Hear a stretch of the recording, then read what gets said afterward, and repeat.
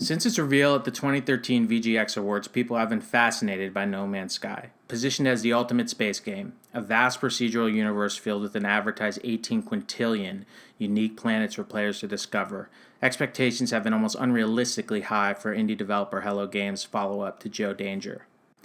I spent a little over a week with the game leading up to release and have put in around 40 or so hours. This will be a spoiler-free review and mainly focused on gameplay, mechanics, presentation, and my overall impressions of the game. While I played a significant amount before the Day 1 patch, this review is based mainly on the experience after the patch. So what is No Man's Sky? No Man's Sky is a space exploration sandbox game. You start out dropped on a newly generated planet with a broken ship and a multi-tool. Your purpose is to travel to the center of the galaxy, exploring planets and discovering new creatures and alien life forms along the way. You mine planetary resources to craft items and upgrades and trade over the galactic network. As you explore, you work to upgrade your suit to survive longer on harsh terrains and your ship to travel faster and further towards the center. While the premise is fairly simple, the execution is unlike anything I've ever seen before. Similar to games like Elite Dangerous, No Man's Sky has you traveling through a huge galaxy. What really sets it apart, though, is the freedom to land on and explore every single planet and moon that you see. Each planet is completely procedural, with unique and varied landscapes. One minute you could be on a barren and dead ice planet, and the next you could find yourself on a lush jungle planet with full-on food chains and working ecosystems. In my time with the game, every single planet felt different. The amount of procedural elements at play here really is staggering. Everything from climate and weather to color schemes and land formations can vary greatly. One planet I found was almost all ocean, and another was a large desert with giant canyons and floating islands. Every once in a while you will come across a truly beautiful planet full of all types of plants and animals similar to those shown off in the initial trailers for the game. While these are rare, they are very rewarding, and the sense of discovery is where No Man's Sky really excels. As an explorer, you are tasked with recording your discoveries, allowing you to name everything you find. You receive units, the in-game currency, for every discovery you upload to the network. When you do come across these life-filled planets, the game further encourages exploration by paying a huge bonus, typically a couple 100,000 units, for scanning all the creature types that exist there. At first, I thought this could really threaten the balance of the game's economy, until I realized how hard it actually was to find them all. Ultimately, I think this is a smart mechanic that incentivizes players to slow it down and take the time to fully explore rare and interesting planets. When it comes to story, for a sandbox game, No Man's Sky has some really interesting narrative threads used to propel you towards the center of the universe. Early in the game, you are presented with an option of following Atlas, the perceived creators of the galaxy, or simply set off on your own to explore at your own pace. Keeping this vague in order to avoid spoilers, you are consistently presented with various scenarios and opportunities to choose your narrative path throughout your adventure. No Man's Sky also provides general objectives and indicators to keep you moving forward if you so choose the path of Atlas.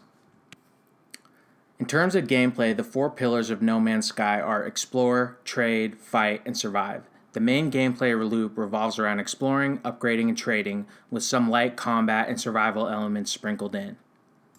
Hello Games has created their own periodic table here, with materials and elements that can be found throughout the galaxy. Every planet that you land on has a different makeup of materials. Some will be rich and full of rare elements, while others will just have the basics. Surprisingly, inventory management is a huge part of the game. You start out with a small suit and ship inventory where everything from upgrades to materials take up a slot. Adding upgrades like a hyperdrive for your ship or stamina boost so you can sprint longer mean you have less space to carry materials.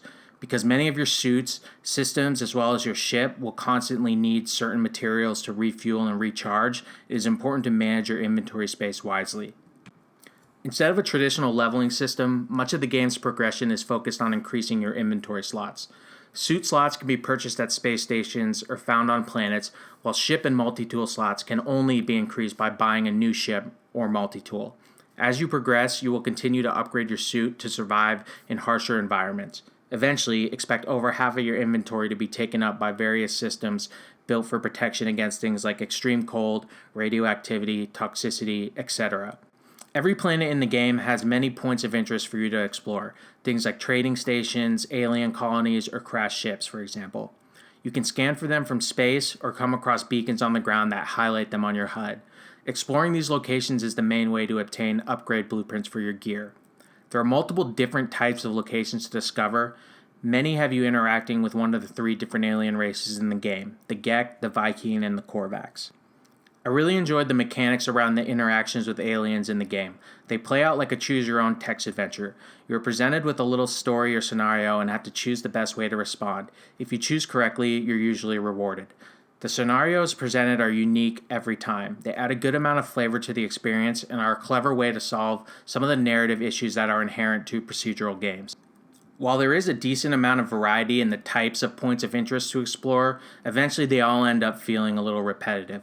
Structures lack the procedural uniqueness of the planets themselves, and while each race has a different and specific element to their buildings, they all end up feeling pretty much the same no matter where you are in the galaxy. Space station interiors are especially repetitive.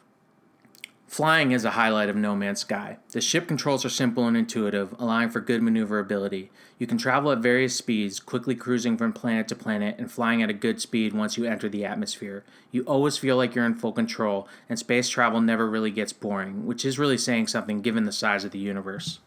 Another positive about flying is the ships themselves. Like everything else in this universe, the designs are procedurally generated, which leads to a ton of variety in looks. There's everything from fast and sleek fighter-type ships to larger space freighters. The process of finding and purchasing a new ship is a highlight. Space combat that occurs every so often is simple but great. Enemy ships will engage you in small-scale skirmishes that are generally quick and satisfying. You can also come across big space battles where multiple ships are attacking large freighters. These are much rarer but really cinematic and cool. While not as deep as other flight-focused space sims, I really enjoyed the simple and quick nature of the space combat in No Man's Sky. Ground combat is significantly less engaging. Every so often you will find yourself fighting either bloodthirsty animals or the Sentinels, a robotic galactic police force. Fighting animals is not too exciting as they mainly just run at you.